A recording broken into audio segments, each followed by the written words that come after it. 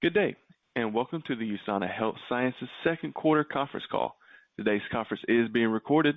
At this time, I would like to turn the conference over to Mr. Patrick Richards, Executive Director of Investor Relations and Business Development. Please go ahead, sir. Good morning. We appreciate you joining us to review our second quarter results. Today's conference call is being broadcast live via webcast and can be accessed directly from our website at ir.usana.com. Shortly following the call, a replay will be available on our website. As a reminder, during the course of this conference call, management will make forward-looking statements regarding future events or the future financial performance of our company. Those statements involve risks and uncertainties that could cause actual results to differ, perhaps materially, from the results projected in such forward-looking statements. Examples of these statements include those regarding our strategies and outlook for fiscal year 2021, as well as uncertainty related to the magnitude, scope, and duration of the impact of the COVID-19 pandemic to our business, operations, and financial results. We caution you that these statements should be considered in conjunction with disclosures, including specific risk factors and financial data contained in our most recent filings with the SEC. I'm joined this morning by our CEO and Chairman of the Board, Kevin Guest, our President, Jim Brown, our Chief Financial Officer, Doug Hecking, as well as other executives. Yesterday, after the market closed, we announced our second quarter results and posted our management commentary document on the company's website. We'll now hear brief remarks from Kevin before opening the call for questions. Thank you, Pat, and good morning, everyone. We appreciate you joining us to review another excellent quarter for USANA.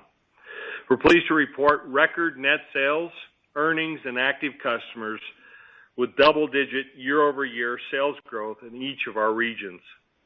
Much of this growth was propelled by a short-term sales program we offered during the quarter that, not surprisingly, contributed meaningfully to our results, which we expect to be not short-lived.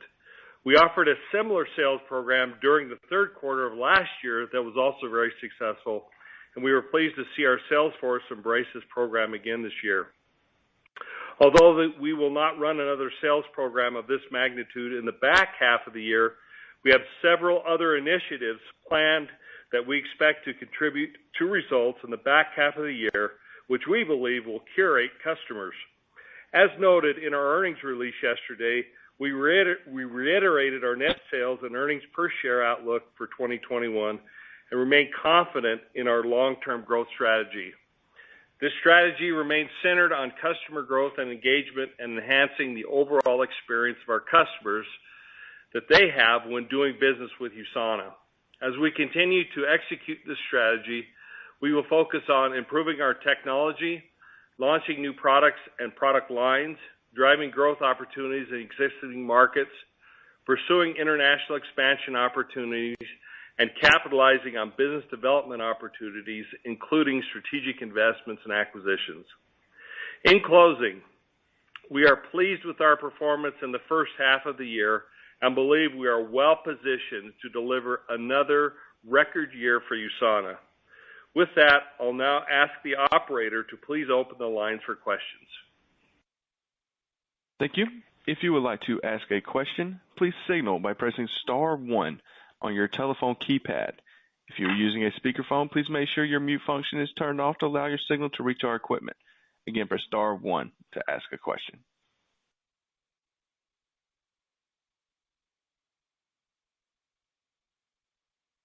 Our first question comes from Doug Lane, Lane Research.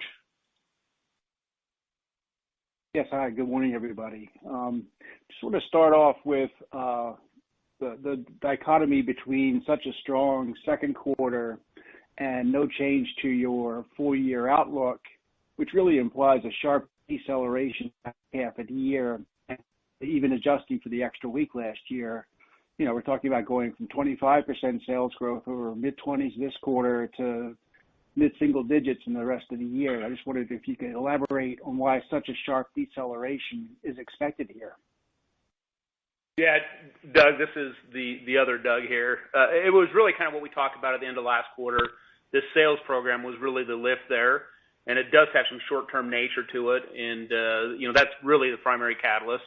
We see an opportunity to go back and learn from the process and and acquire new customers and just engage with them. But that's the primary catalyst to what you're referring to, is that sales program in Q2, and it was in Q3 last year. Well, I noticed after the sales program in Q3 last year, your customer count dropped off in the fourth quarter last year. So are these customers somewhat fluid here, and are we looking for a reduction in your customers going into the third and fourth quarter this year from the second quarter levels? Yeah, I would expect at least a similar pattern to what we saw last year. We put some additional things into place this year to be more proactive in reaching out and engaging those customers, but I would expect some of that same type of thing. You know, many of the customers could come on through social means, and sometimes you see a one purchase and not repeat. But yeah, it's a similar paradigm to what you saw last year, and hopefully a little bit of progress this year. Okay, that's helpful. And then, you know, you mentioned COVID-19 in your comments, and I just wanted to get an update for you guys, if I could, on how you're seeing COVID impact your business now, you know, in your various geographies around the world. Yeah, Doug, this is Jim. You know, when we look at COVID-19, as a company in general, we've had to really sit back and measure this by market to market like you're talking about. And we were seeing in Asia Pacific, you know, different markets have different types of lockdowns or maybe not even a lockdown, but just different operating environment in general. We talked about the fact that we have a China convention planned in September. We've just made the decision to move that to December because of the COVID environment in Nanjing where that is planned. And in general, we're just having to pivot as we go along. You know, supply chain is another area that's been challenging, but the reality is we've done a great job. Our operations departments have done a great job maintaining supply and having limited back orders, probably back orders at the same rates before COVID. But we're just looking at that, and our inventory has gone up a little bit to about 90 million. We would look at inventory going up a little bit higher than that as we, again, try and work in the COVID environment and make sure that we have a good supply chain. So, Jim, just to see if I can, you know, understand the impact here, is it more of an impact to supply chains and margins versus demand, or is it about the same? I mean, how would you characterize where in the P&L it impacts the most? Yeah, Doug, this is Doug again. Yeah, so the question's a good one. I think if you've seen historically, the group's done a really good job of kind of leaning into it and managing the environment. We've really seen some prolonged, you know, some of our key markets have a prolonged exposure. Some markets are in the worst shape they've really been in the COVID environment that we're dealing with. So, you know, just real high level, I think some of those things, some of those activities take their toll. We'll lean into that the back half of the year, just like we did when we had COVID, and support those markets. Additionally, you know, we're starting to hear whispers and indications of inflationary pressure on some of the material costs. We're definitely seeing that on the labor side. You know, and what that's going to mean overall is probably not a great deal this year. You'll probably see a little bit of gross margin pressure there, but I mean, without a doubt, you do see some cost pressure, and you do see some disruption to business that we've, you know, at least historically managed well, and we'll continue to go back and work on that. The team has been fantastic in each of our markets in leaning into it. Yeah, just a good example is just the logistics side of it. It's taking another 4 to 6 weeks to get products, you know, across the water to Asia Pacific. So we've gone into our ERP system and changed some of the parameters that will increase inventory. But in the end, we're trying to push more finished goods into the market so they can react and run their businesses accordingly. Yeah, and in the short term, we've been air shipping stuff to the markets to make sure they have ample supply. Okay, that makes sense. And just lastly, Doug, give an update on what your expected capital expenditures will be this year. Yeah, my best guess at this point, we've been pretty low so far year to date. We definitely have some plans for the back half of the year. I think part of the issue as we talk about supply chain, a lot of the stuff that we planned for to go back and receive some of the capital in has been delayed due to this thing. But I would say somewhere between that 10 and 15 million range for the year would be my best guess at this time. Okay, great. Thanks, guys. Thanks, Doug. Our next question comes from Stephanie Winsink, Jefferies. Thank you. Good day, everyone. 2 questions, if we could. The first is just wanted to give you some time to share a little bit more about your native shopping app in China. Just seeing the China numbers come back pretty strongly, wondering how much of that you think is led by the digital tool deployment versus just the underlying recovery and demand? Yeah, so we have Walter Note, who oversees that in the room with us. We'll let him respond to that.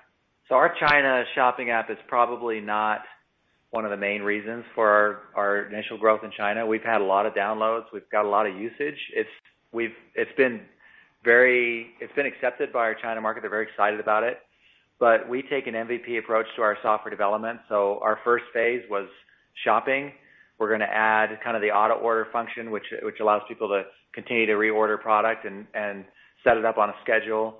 We're going to add more notifications and other tools in the next few months. And so there's a lot more coming with that, but I would just say that's kind of a strategy for us. It's a long-term play. It's not a short-term play for us. Yeah, I would also say, maybe Stephanie, add on a little bit to what Walter said, is the initial indication feedback from the customers in the market have been very positive.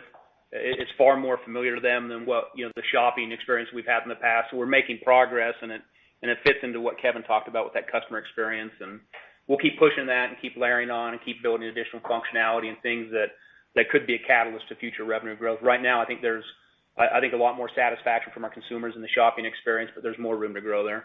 Yeah, there's more coming for China shopping. We'll add more shopping experience with web shopping and other things that are more Chinese native.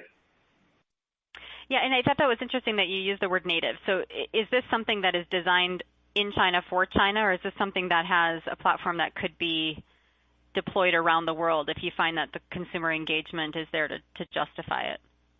It's different. The Chinese shopping experience is different than non-Chinese shopping experience. Just the way their user experience works is different.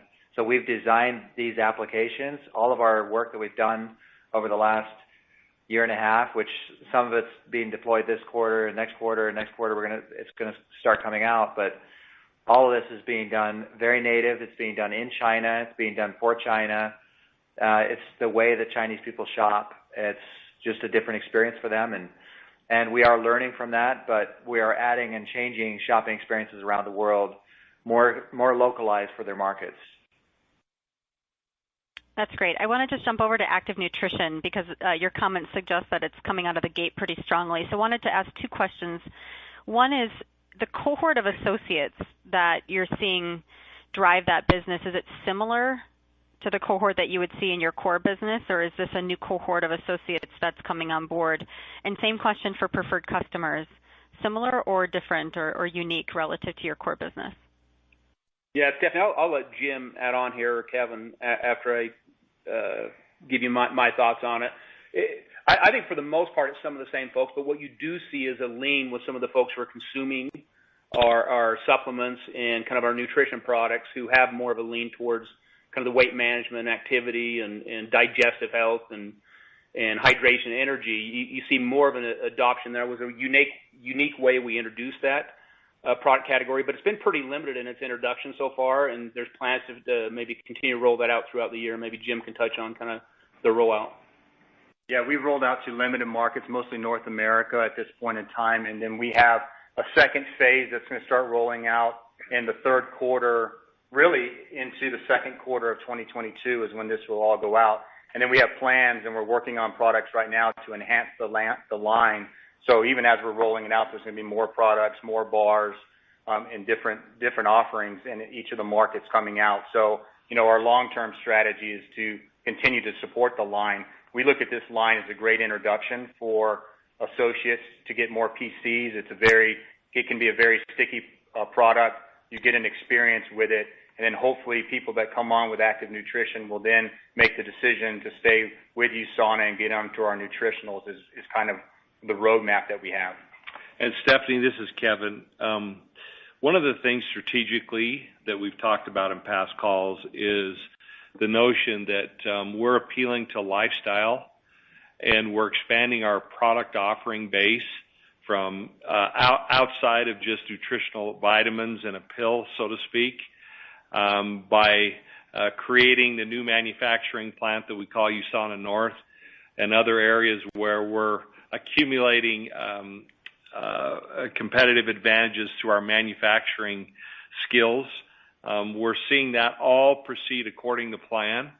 And this year is looking like it's moving forward according to plan and what we had planned strategically from a digital strategy perspective, but also from a product perspective as you think about active nutrition. I mentioned in my comments other products and product lines.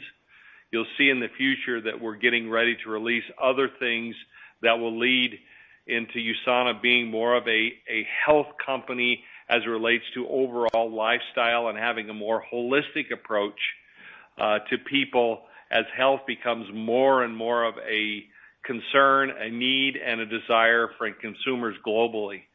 So active nutrition is our first step in a strategic move from a lifestyle perspective, and you can look to more products and product lines contributing to USANA as we move forward. Very helpful. Thank you very much. Our next question comes from Ivan Feinseth, Tigris Financial Partners. Good morning. Thank you for taking my question, and congratulations on another quarter of great results. And the congratulations on the launch of the active nutrition line. What areas in the launch have surprised you positively and, maybe disappointed, and where do you see in new opportunities in that line?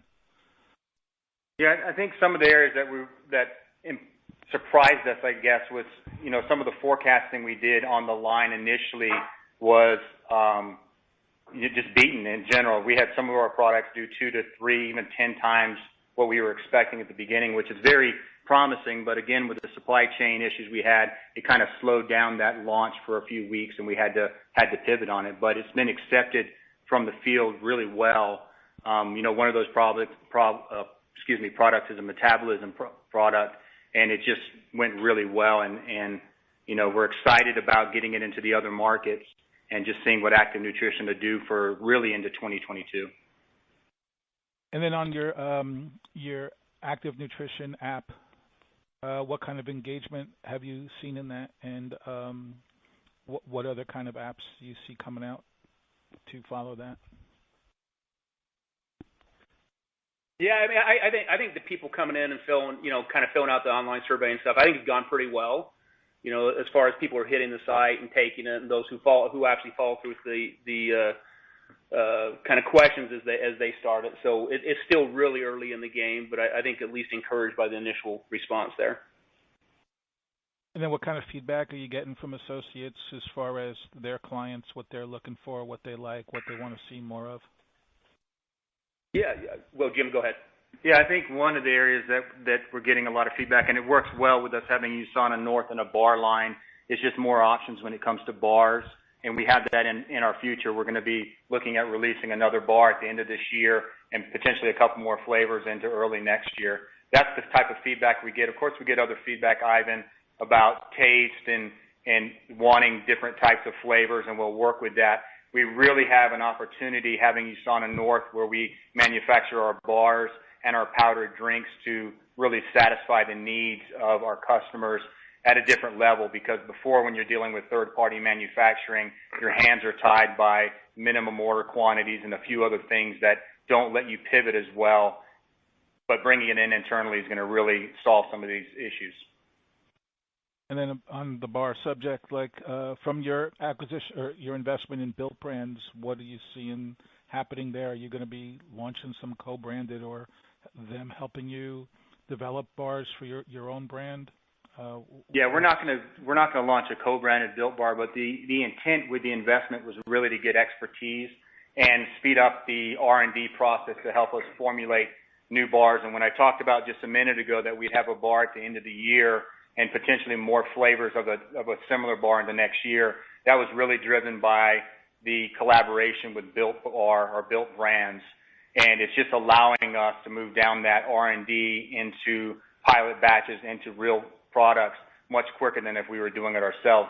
Long term, what we're doing is we're building out a foods lab that's already started, and probably over the next launches of bars into 22, there'll be bars that we've done ourselves, but it really helped speed up that process when we got into the collaboration with Built Bar.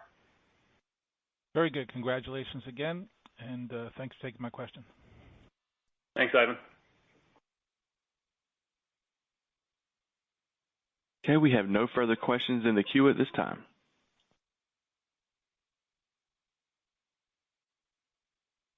Thank you all for your questions and for your participation on today's conference call. If you have any remaining questions, please feel free to contact Investor Relations at 801-954-7210.